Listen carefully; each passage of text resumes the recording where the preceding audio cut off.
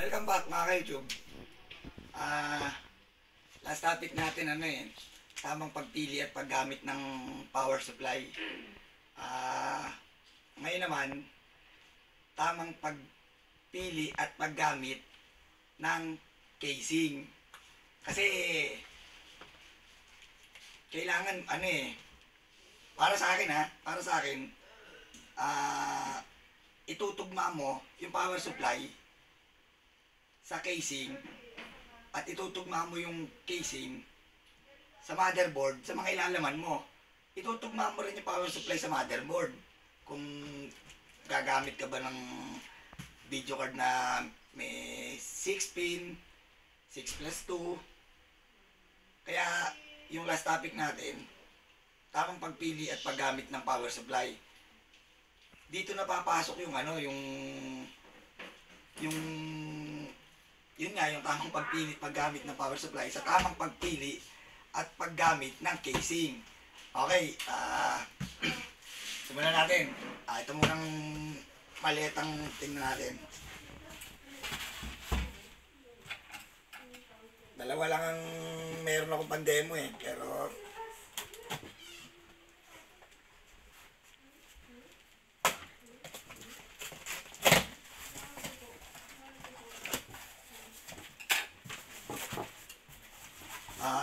ang brand nga lang ito, Hip. Katulad na sabi ko nung last topic, may mga casing na may kasamang power supply na generic. Katulad yan, diba? Hip with power supply computer case. Ano lang to?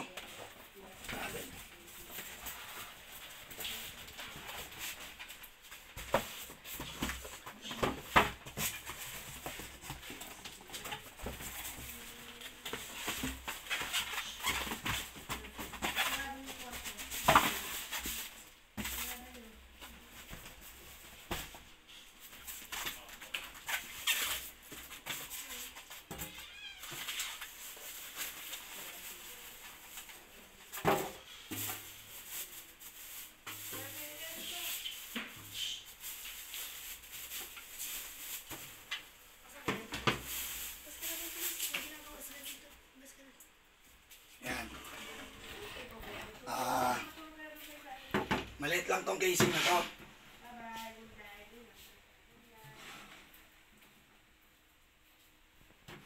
May kasama siyang power supply. Ito. Tingnan natin yung loob.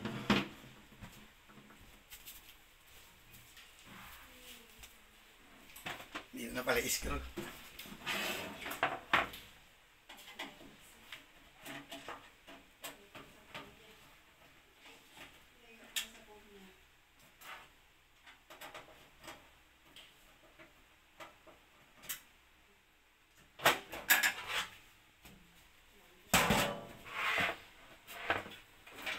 May kasama siyang power cord, syempre. Tapos,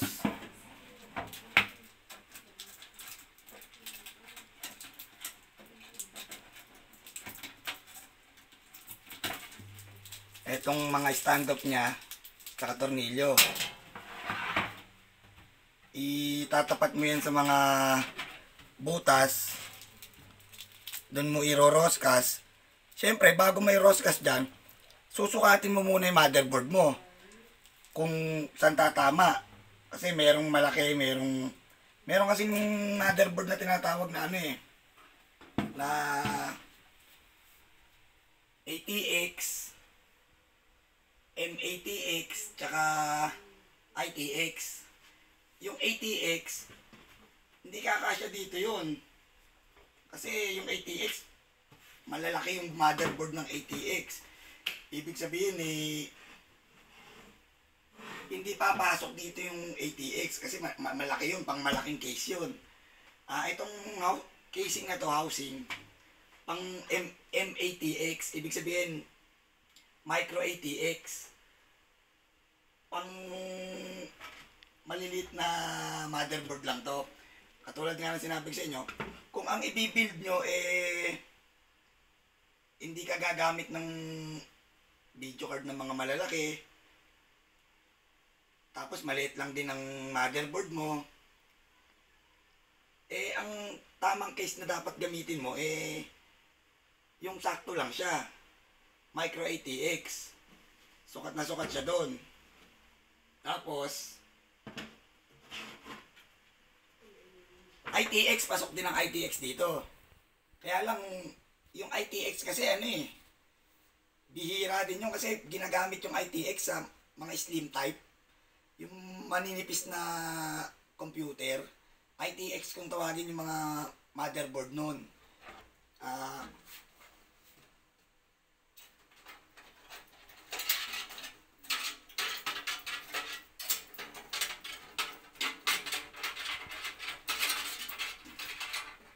Generic power supply, may kasama siya, di ba? Tapos, kung ang motherboard na ikakabit nyo, wala namang tawag nito, USB 3.0 sa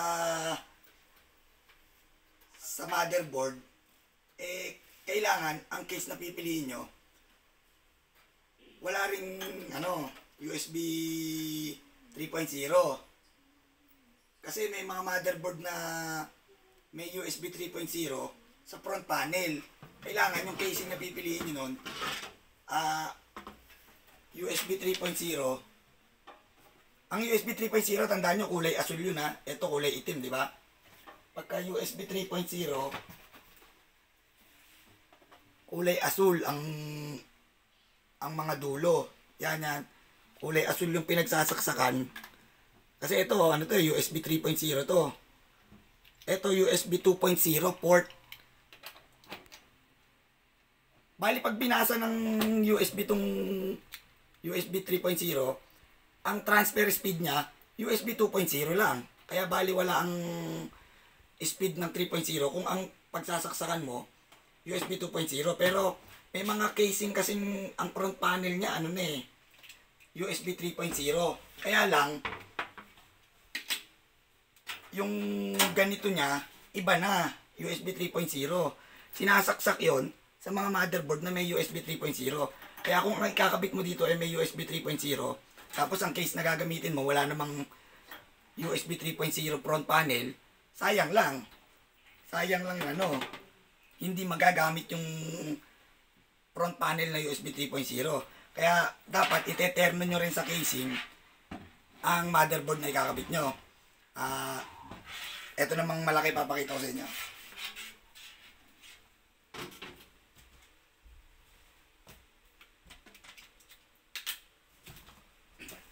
Ayan. Bukas na to kasi salamin to Ang brand naman nito, Inplay Nature 1.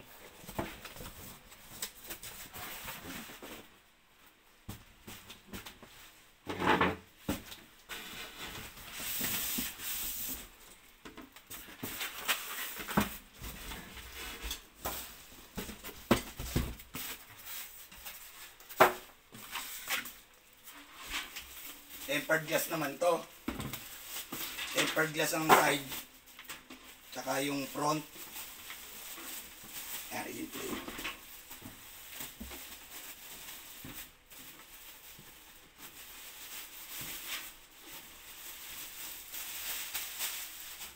Ayan. Tempered glass ang harap. Tempered glass ang gilid. Siyempre, kasya dito yung ATX motherboard. Yung sinasabi ko sa inyong malaki. Tingnan natin ang loob.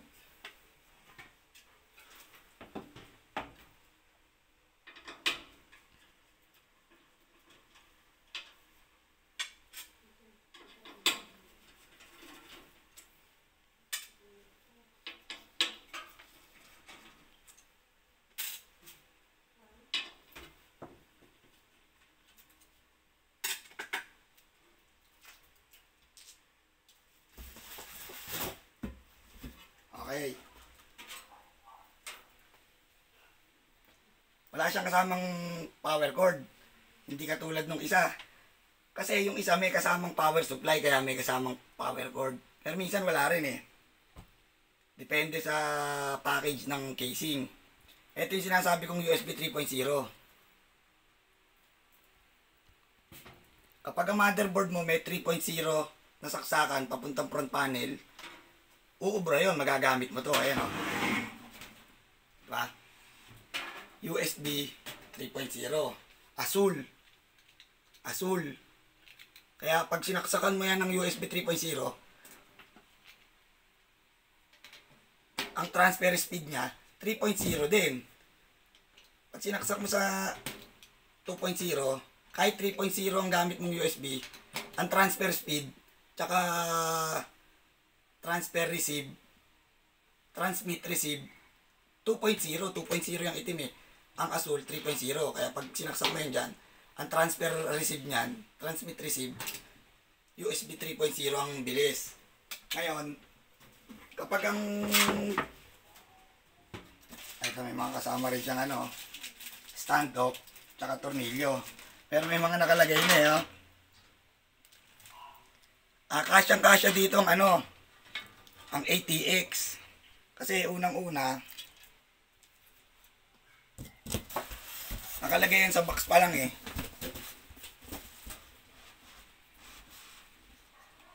Ayan o, motherboard, ATX, micro ATX, tsaka mini ITX. Pag kinabit mo ang ATX dyan, sagad dyan, sakuplat yan hanggang baba o. Merong tusukan ng ano, magdadagdag ka na lang ng stand off sa baba, tsaka doon o sa mga butas o. Kasi ang ATX na motherboard, sasakupin yung buong yan.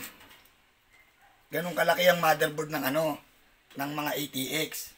Tapos, kadalasan ng mga motherboard na ano na ATX na medyo modelo, meron ng USB 3.0 na tusukan para nga sa front panel. Hindi katulad nitong micro ATX, wala. Ito lang.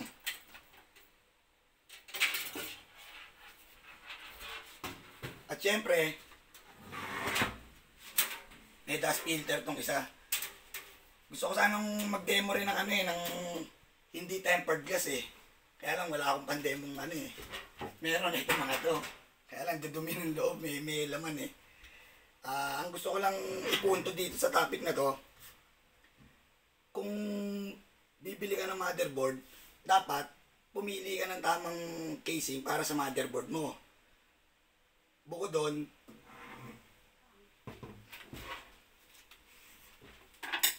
kailangan baklasin pag ano eh. Pag ganitong tipo ng casing ang gagamitin nyo, tempered glass ang harapan, tsaka tong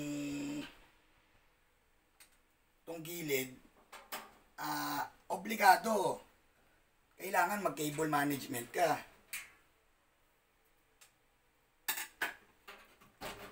Kasi, dito kinakabit ang power supply niyan. Hard disk power supply sa ilalim. Hindi katulad ng mga ganito, nasa ibabaw. Diba? Nasa ibabaw yung power supply. Pero hindi mo pwedeng ikabit ng power supply dito. Dahil unang-una, pag pinasok mo dito yung power supply na generic, kakapusin yun kasi anti rito ang tusukan ng 4 pin 8 pin ng motherboard eh. Dito mo palulusutin yun eh. Bitin ng power supply na generic dito. Kaya pagka ganitong mga casing ang gagamitin mo, obligado ang power supply na gagamitin mo, yung nakarang dinemo ko, yung in-play din. Sa topic nating tamang pagpili at paggamit ng power supply. Ay, ito yun. Ito. Pwedeng abang mo yun, abang. Pag yun ang ginamit mo, mahahaba yung galamay nun eh, yung mga wire nun eh. At may abang ka pang video card. Pag magkakabit ka ng video card, kasi kadalasan ng mga gumagamit ng transparent ang gilid, tsaka harap, gusto nila makita yung yung pagka-aesthetic ng build nila. Kaya, obligado walang mga wire na nakakalat dyan. Sa susunod na topic natin, sa susunod na video, kakabitan natin sila ng laman. Dire-diretso na to tamang pagpili ng power supply, tamang pagpili at paggamit ng casing, tapos, assemble ng, ng computer. Lalaman na natin to, at cable management sa likod, at kung ano ang ilalaman natin. Siyempre, katulad nga sabi ko sa inyo, kung ano lang ang meron akong pandemo, yun lang ang maipapakita ko.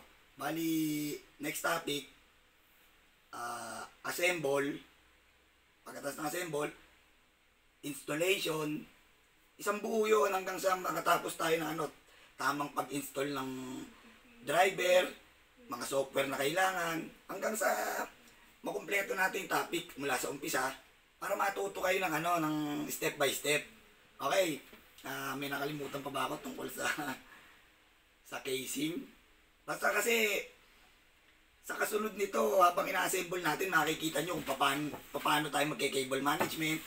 Tapos dito naman sa maliit na casing, pwede kasi huwag ka nang mag-cable management pagka dito sa sa ganito kaliit na casing.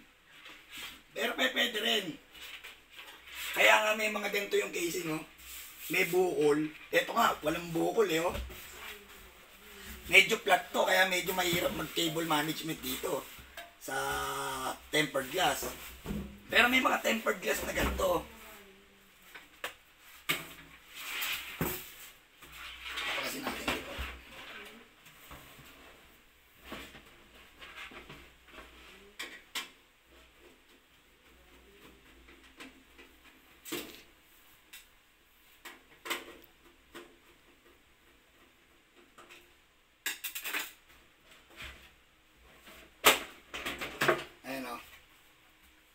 May mga bukol.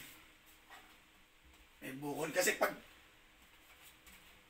nag-cable management ka, sa likod mo pinadaan para walang mga nakakalat na wire dito sa harapan, hindi maiipit kapag sinara mo to. Hindi maiipit yung mga wire dyan. Pero makikita nyo, kapag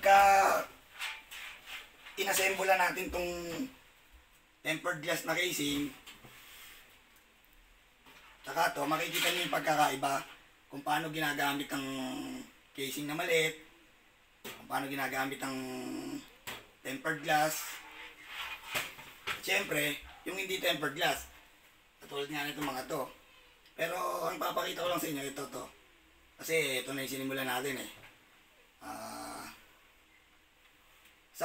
isa pa pala, kapag gantong mga casing ang ginamit nyo, obligado kailangan mong kabitan ng mga panto. Kailangan mong kabitan ng panto. Dito sa taas, dito, tsaka dito, 3, 4, 5, 6 na pan. Kahit sa baba, wag na, pero obligado 6 na pan. Kailangan kabitan mo to. Kaya ka nga nag-tempered glass para pang design, maraming design, mga ilaw, kitang-kita mo. Kasi pang yung mga nagbi-build ng mga gusto nila, aesthetic yung build nila. Yung, alam mo yun, yung tipong parang pang-pormahan ng dating. Kasi pagka yung mga ganito, yung mga hindi naman tempered glass, hindi naman transparent side, acrylic, o hindi na kailangan ng hindi naman makikita yung loob kasi pag tinakpan mo yan, eto takip niya pag tinakpan mo yan ng gilid, pan lang, wala kang makikita sa loob. Hindi katulad nito na kailangan pan-display talaga habang ginagamit mo, nakikita mo yung binild mo, nakikita mo kung may humihintong humihinto ba yung pan ng video card mo o ng processor o yung mga cooler. Yan nga, gagawin natin yan. Next topic, assemble na natin yan.